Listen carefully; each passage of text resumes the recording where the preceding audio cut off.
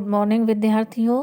आज मैं आपको संकल्प हिंदी व्याकरण पाठ्य पुस्तक भाग 6 से तत्सम और तद्भव शब्द के विषय में बताऊंगी।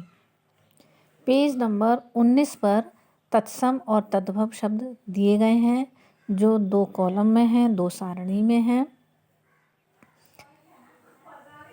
सबसे पहले आइए हम समझते हैं तत्सम शब्द क्या है। तत्सम शब्द की परिभाषा क्या है, तत्सम शब्द किसे कहते हैं।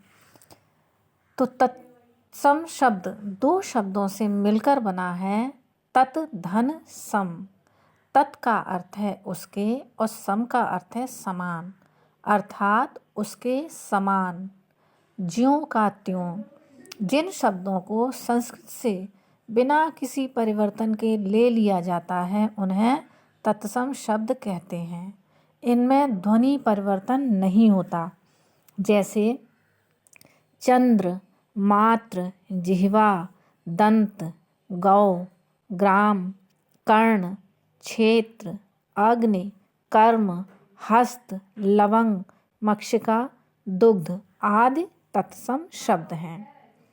आइए अब हम जानें तद्भव शब्द किसे कहते हैं।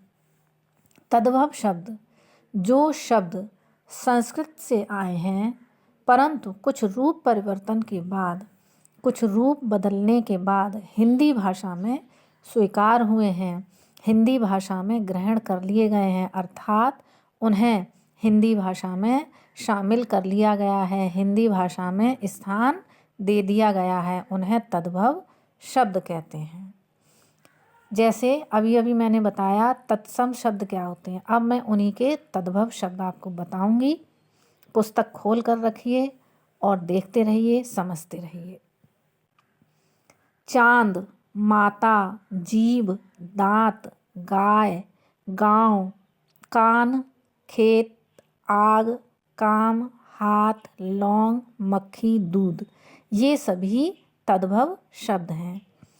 तो आपको स्पष्ट हो गया होगा तत्सम शब्द किसे कहते हैं। तत्सम शब्द ज्यों के त्यों, जिन शब्दों को ज्यों का त्यों शामिल कर लिया गया है, जिन शब्दों को संस्कृत से बिना किसी परिवर्तन के ले लिया गया है, जो शब्द संस्कृत में जिस रूप में हैं उसी रूप में स्वीकार कर लिया गया है, उन्हें तत्सम शब्द कहते हैं। इनमें ध्वनि परिवर्तन नहीं होता है।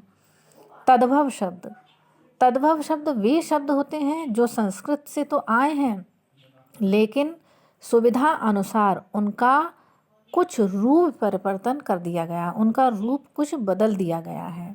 इसके बाद हिंदी भाषा में इनको शामिल कर लिया गया है, उन्हें तद्भव शब्द कहते हैं। तो आइए आपके कोर्स में, आपके सिलेबस में जो शब्द पूछे जाएंगे वो इस प्रकार हैं। तत्सम शब्द पाषाण, उष्ट्र, मस्तक, धूम्र, मुख। तद्भव शब्द पत्थर, ऊंट, माथा, धुआं, मुंह। तो इस प्रकार से पाषाण का तत्सम होगा, पाषाण तत्सम शब्द है, इसका तद्भव शब्द होगा पत्थर। उष्ट्र तत्सम शब्द है, इसका तद्भव शब्द होगा ऊंट। मस्तक तत्सम शब्द है, इसका तद्भव शब्द होगा माथा। धूम्र तत्सम शब्द है, इसका तद्भव शब्द होगा धुआं। मुख तत्सम शब्द है, इसका तद्भव शब्द होगा मुंह। तो इस प्रकार से विद्यार्थियों आज आपने तत्सम और तद्भव शब्दों के विषय में जाना। तत्सम शब्द क्या होते हैं, उनकी परिभाषा क्या है, तद्भव शब्द क्या होते हैं, उनकी परिभाषा क्या है, और उनके रूप के विषय में भी आपने जाना। एक बार फिर से, तत्सम शब्द वे शब्द होते हैं जो संस्कृत से उसी रूप में हमारी हिंदी भाषा में आए हैं, और तद्भव शब्द वो होते हैं जिनका सुविधा अनुसार रूप परिवर्तित करके हिंदी भाषा में शामिल कर लिया गया है। धन्यवाद विद्यार्थियों। आप अपने सिलेबस को पूरे मन से तैयार कीजिए ताकि आप अच्छे अंक प्राप्त कर सकें। 3rd यूनिट टेस्ट के लिए सभी विद्यार्थियों को ऑल द बेस्ट।